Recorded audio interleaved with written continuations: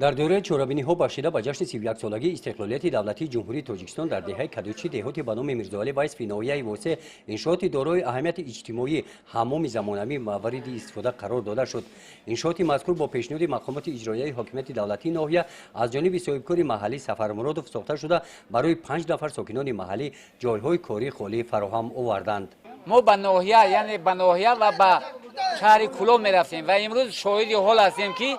خود شخصان فداکار و سازنده و آبادکار خیلی همین حمام زمانوی را شکار کردن ساخته به استفاده دادن. در مراسم رسما شده شوی انشاءات مذکور رئیس ناحیه واسع برای عملی نمودن دستور و هدایت‌های راهبر دولت در سمت کارهای سازندگی و بنیادکاری از صاحبکاران و ساکنان دهه کدوچی اظهار منتداری بیان کرده از شخصان سخاوتمند صاحبکاران دعوت به عمل آوردند که برای در سطح بلند جشن گرفتن جشن 35 سالگی استقلالیت دولتی جمهوری تاجیکستان اقدام‌های سازنده را ادامه داده سهم ارزنده خویش را گذارند.